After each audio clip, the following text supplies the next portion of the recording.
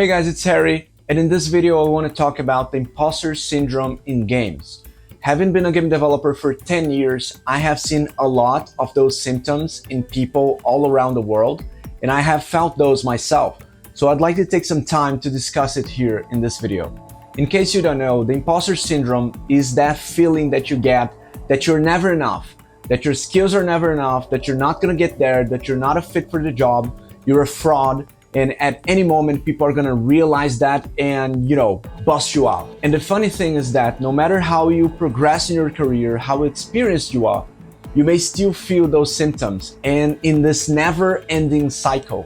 And that is because every time you level up, every time you learn a new skill, develop something new, or get a promotion, now you're playing at a higher level, in a higher league, and you're expecting people to be better as well, right? Now you're surrounding yourself with people that are at that higher level, not the one you were before. And there's always someone better than you. So let's say that you're a junior developer and you feel that your skills are not that great, that you're not as fast as others. But over time, as you develop new skills and as you get better, so do other people around you. And then your benchmark changes. So the benchmark is always one level up, and you're always on this treadmill of self-comparison with others and self-trash talk. I have felt that way many times, and I think in my position is even a little bit more tricky because I'm a producer. But what exactly is a producer? It's something so new and fresh in the industry that every time I join a new company, there's no standard exactly to what a producer should be or do. So people expect things differently, they expect you to handle different things, and that gets very confusing. And also, a producer is not a technical role, so there's no objective way of measuring if you're doing a great job or not. Like in the early days of my career, I started out as a 3D artist, right? So it was much more objective. I knew if I was doing well or not, just looking at my character models, right? Just looking at my 3D models, I knew if I was good enough. But as a producer, how can I tell? And don't get me wrong, a lot of artists feel like imposters themselves. That hits everybody. But for me, I struggle with that a lot during a lot of the time. And I felt that I wasn't really good at anything. I wasn't coding, I wasn't creating the beautiful artwork in the games, or the compositions, the music, or anything. What the hell was I doing?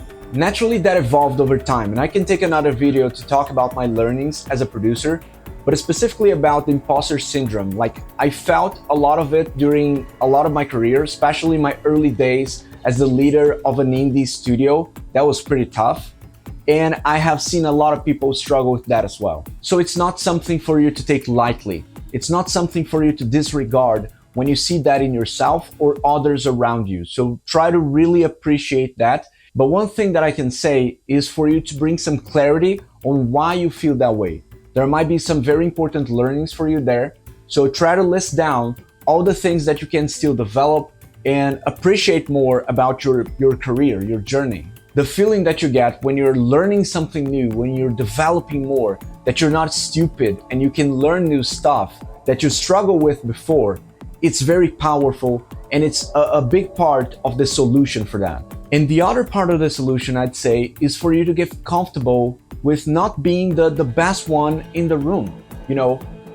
Being surrounded by people that are better than you in many different ways, in many different areas. I know it's scary, it's easy on paper, but it's much tougher to actually be there, trying to catch up with everyone and everything. But if you are in this position, you should appreciate that at least a little bit, because that means that you have a lot to learn, that people around you can teach you something, and even if you fail, you're gonna be learning and improving on yourself, and that over the long term is a very, very good thing. I mean, it doesn't have to be easy, right? If it was easy, everybody would do it.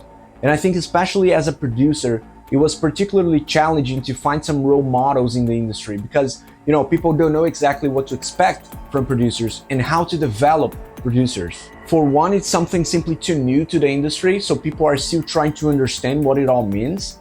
And also, a lot of companies simply don't care enough about developing people, so it's challenging to always have to catch up, but it's part of the process. And I didn't always pick up fast, right? I failed. Many times I lost jobs because of that. I lost opportunities because of that. I lost my own studio because of that, right? And it's never easy. I'm not trying to say it's easy by any means, but there's always something for you to learn, and you need to constantly be challenging yourself to develop. Even if you fail, especially when you fail, you need to kind of fail forward, right? And that happened to me. Like many times I lost an opportunity or I failed at something, but then I got better. And after that, I got a better opportunity. I developed myself more, and I ended up having a lot more experience and being a lot more comfortable with all of it. And that's a very important realization for you. Even if you fail, it's gonna be fine. Your career is not always defined by successes, and failure doesn't end it all. Unless you mess up in an incredible way, in a revolutionary way of sucking, unless you set new standards for what sucking looks like, you're gonna be fine. Everybody sucks. One way or another, one time or another, eventually, everybody will suck at something. And that is fine. Indeed, I think one of my secrets is that I sucked so hard at one point in my career, and I failed so glamorously that I developed this thick skin that helps me put through a lot of situations. I don't scare easily today, but I just got here after putting up with a lot of stuff, right? A lot of tough times and a lot of failure. And I allowed myself to be in certain positions that demanded a lot of me, that challenged me in various different ways. And I didn't stop challenging myself. I think that's one of the keys. You cannot stop challenging yourself because you need to develop if you want to get good, if you want to be comfortable in tough situations. So it's not a matter of if you're going to feel like an imposter. You will. If you are like most people, you'll definitely feel that way, or you're feeling right now. Your only job is to not allow that feeling of not being good enough, being fast enough, learning too many new things. Don't let that feeling paralyze you. And if it does paralyze you, don't stay there. Like, just take some big deep breaths, tell yourself it's okay, and move on. And that's actually good advice. Stop and think about all the things you've done so far, because you have. You just have to look at it the right way, right? Think about the cool things you've done, the cool games you participated in, the cool things you developed. There's a lot there for you to appreciate yourself for. So take a time to do that. But it doesn't look like that all the time, right? Many times it simply feels like you're stuck, like you don't evolve, like no matter how much you work, how much you study, how much you learn, you're always in the same place. It does feel like that many times, doesn't it? But your only job is to not allow that feeling to stop you, because you are evolving. Many times it simply is not visible in your present right now, but you are evolving, you are developing something new, you are taking on new opportunities. So continue to do that until that progress is visible. And if it's not visible for you right now, know that that's okay. That's part of it. We need to realize that we're not going to be always on top of our game. That's expected. You're not always going to create your best work, your most inspired artwork or code or whatever. And that shouldn't come as a surprise. If it was a surprise, you should feel bad. But if it's expected, it's just part of the process. It's just one day after the other. Shake yourself, tell yourself like, okay, maybe just today's not my day. And you move forward to the next day, to try the next thing. It's a fine balance between being okay with failure, just accepting that, but always challenging yourself just the right amount. Because if you want to be better, in this industry, the games industry, is full of so incredibly talented people doing amazing things. So you're part of that. But you need to just be challenging yourself every day, just a little bit more, just like the gym, just like a sport that you're trying to learn, just like so many other things in life that you need to just be challenging, just move forward. And if you feel like that, if you feel like an imposter, because it's gonna happen, know that you can push through. You don't need to paralyze because of that. It doesn't stop you.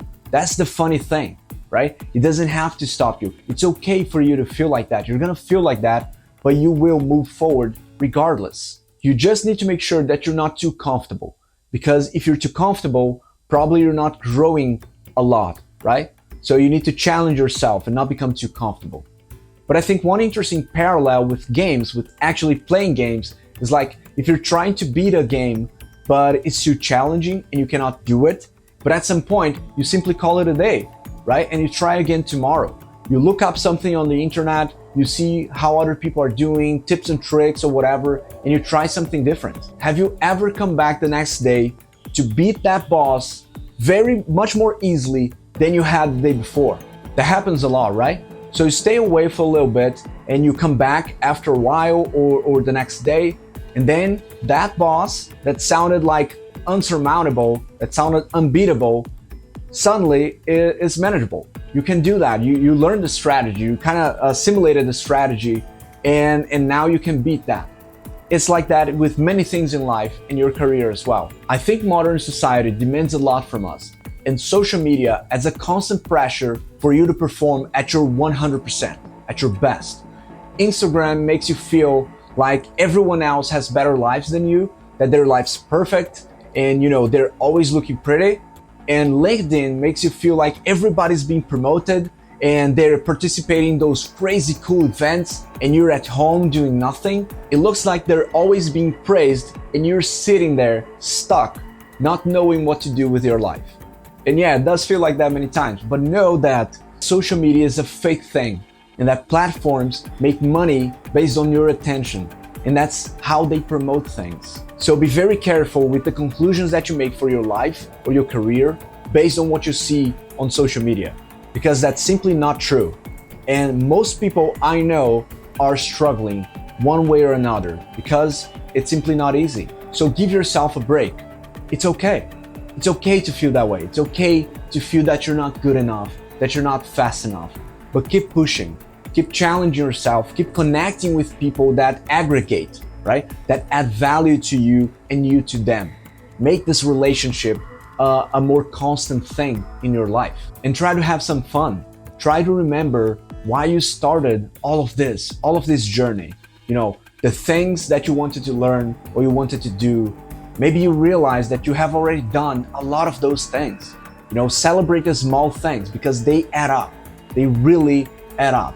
That's also good advice. All right? I hope that was useful to you. I appreciate you. So start appreciating yourself a little bit more and probably cut social media time in half. That usually helps. Don't forget to subscribe. I'm coming back after some time off. So I'm trying to learn what you guys expect here from the channel.